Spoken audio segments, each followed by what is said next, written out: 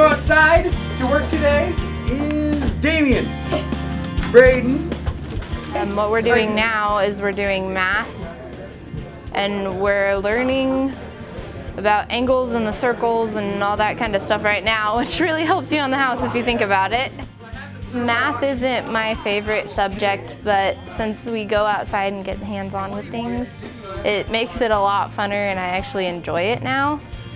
And I've never been really good at math, but this I've actually been getting A's and B's in. I feel like every day. Who has those good? I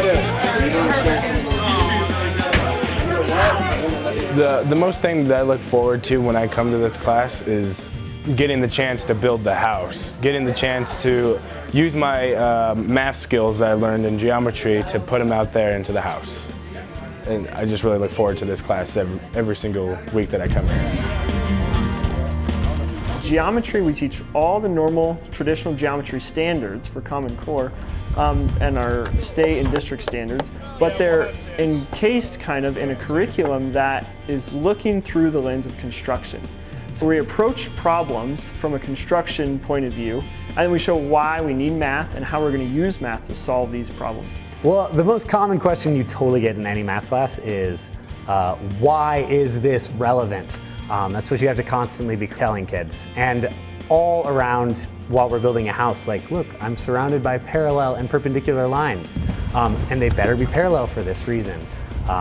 Plus all the math, the fractions, the distances, the planning, all is directly related to building a house. So rather than having to constantly come up with little projects like, hey, calculate the surface area of a roof, we can say, hey, calculate the surface area of our roof so that we can figure out how many shingles we need to buy. And if we're off, then you see a real-world consequence for that. It gives a practical application for everything we do in geometry.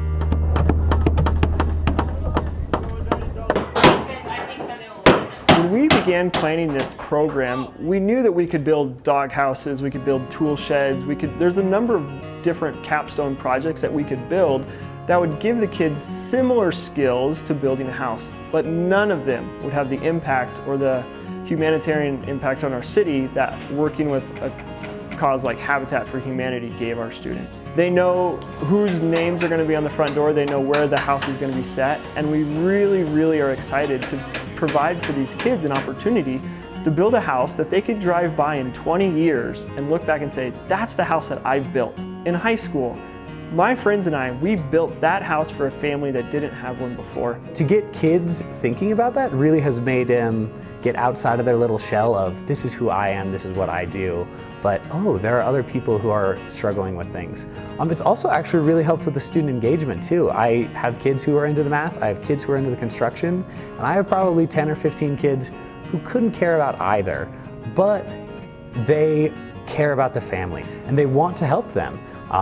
The biggest motivation for them is, I need to help these people, which means I have to get my math homework done, so that I can build this house for them. This class has made me think that I've really wanted to go into the engineering area, because since they work with mostly everything on a construction site and they're mostly in charge of it, and I just really think that it's made me think that I can achieve those goals. Ever since I was a little girl, I've always wanted to be a construction worker. All other little girls wanted to be princesses and stuff. I wanted to be a construction worker, so this is really guiding me along that path. We really want to make a lot of career opportunities for these kids. Four-year college is great, but working in the skilled trades, not just the trades, is also an amazing alternative. So if we can get them into those opportunities rather than just being a low-level carpenter, there's a lot of opportunities for them. Having family and community partners through industry and businesses that have helped us out have been huge, from materials to monetary donations and tremendous amounts of time that have been donated.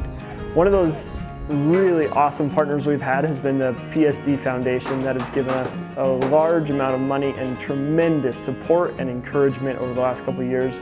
Really, the very first support or sign of support came from SPY, and we are so thankful for that vote of confidence in the beginning and the continued support that has made this program possible.